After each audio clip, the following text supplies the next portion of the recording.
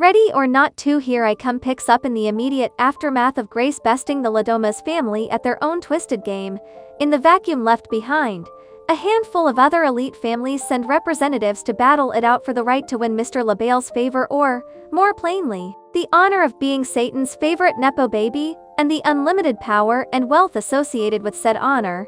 And that battle takes the form of another round of hide and seek with Grace as the target, among wealthy competitors played by the likes of Nestor Carbonell, Kevin Drind and Olivia Cheng, Sarah Michelle Gellar and Sean Hotos's siblings Ursula and Titus Danforth emerge as clear frontrunners, with the home field advantage of having the game take place on resort grounds owned by their ailing father Chester Danforth. Samara Weaving's reprisal of Grace is the standout element of Ready or Not 2 Here I Come, and by a wide margin, at that. By the end of the first movie, Weaving was channeling some really fun, grounded rage toward how fast her happy ending disintegrated before her eyes, and the way that momentum is carried into and maintained throughout Here I Come is seriously impressive. It's a physically and emotionally demanding set of circumstances that Weaving navigates with a ton of energy and enthusiasm, and especially with how familiar Here I Come's beats start to feel. At times that feels like the only thing keeping the movie from going off the rails. Here I Come's big move for shaking up Grace's status quo is the addition of her previously unmentioned younger sister Faith, played with Sip by Kathryn Newton,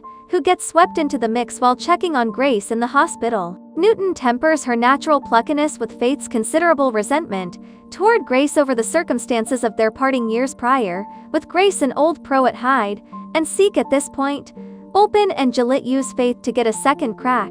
at first reactions to the brutal swings of the game, but the drama between Grace and Faith otherwise falls flat. Faith's grudge is unconvincingly written and in its worst moments, leads to frustrating decisions on her part that seem totally out of step with her circumstances. That sibling rivalry is superficially mirrored by the Danforths, but Gellar and Hotosi each feel stranded in roles that call for cool and calculating, but not much else. Like all of the other hunters, the Danforths are there to stand in for all 1%ers, using their power to oppress the rest of the world, which is a good place to start for a new crop of villains. But much as it is in our everyday life, that dynamic becomes a tiring metaphor to live in once it becomes clear that Here I Come doesn't have anything more interesting to say with it. This new phase of the game is presided over by Elijah Wood's unnamed attorney, who's purely a functionary here, but one imbued with a nice, light touch of mischief in the vein of House on Haunted Hill's Vincent Price or Clue's Tim Curry performances. The attorney reads from the comically large rulebook like a Bible,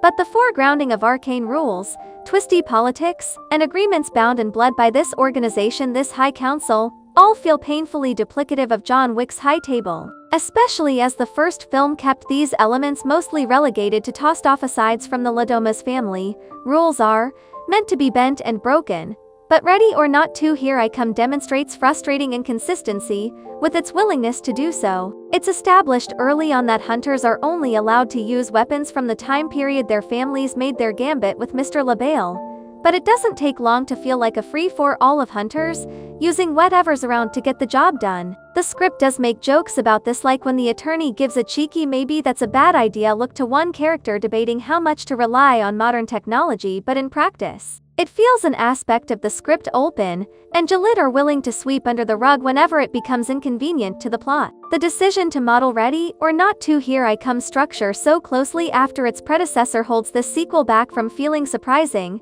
or inventive at nearly every turn, forcing Grace into the familiar rhythms of avoiding detection, fighting for her life, and deadpanning about the horrific circumstances she's just endured in a way that feels like being caught in limbo, but probably not in the way Olpen and Jalil were aiming for. Here I Come does diverge into somewhat new territory for its finale, but it's only able to get there on the back of a sacrifice Grace makes, which feels totally out of step with, at this point, nearly 2 movies worth of character development on her part. Ready or Not 2 Here I Come is an agreeable, if unnecessary sequel which, through its larger scale, proves that less is often more. The heaping helping of new players and rules overcomplicates the central conceit, but Samara Weaving and Kathryn Newton keep things moving with angsty, winning chemistry that stops Here I Come from spontaneously combusting under its own weight.